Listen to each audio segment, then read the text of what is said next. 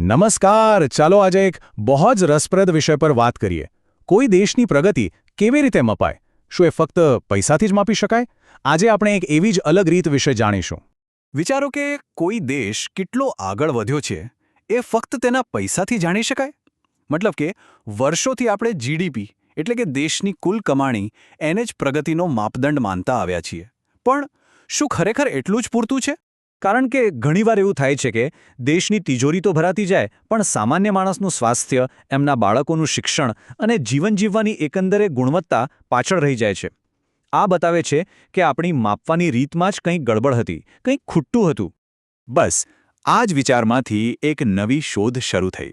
એક એવી રીત શોધવાની કોશિશ જે વિકાસને ફક્ત રૂપિયા પૈસાના ત્રાજવે ન તોલે, પણ એ જુએ કે લોકોના જીવન પર એની હકીકતમાં શું અસર પડી રહી છે.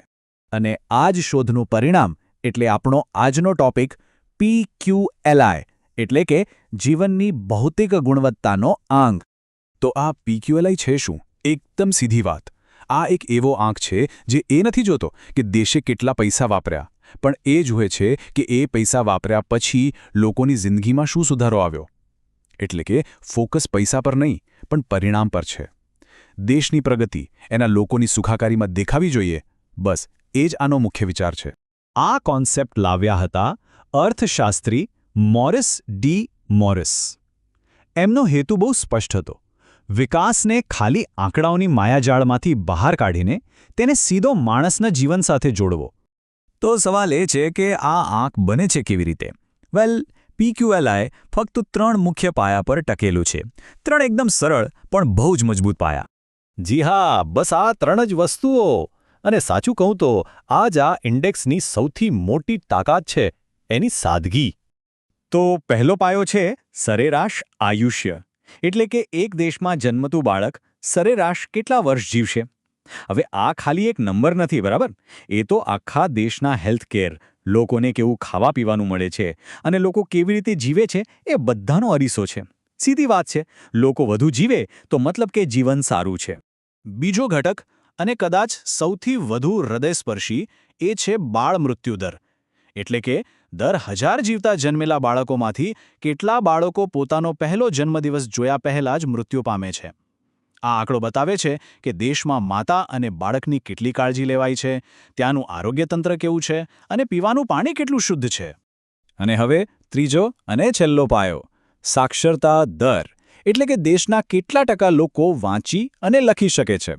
Simple, right? પણ શિક્ષણ તો કોઈ પણ સમાજના વિકાસનો પાયો છે.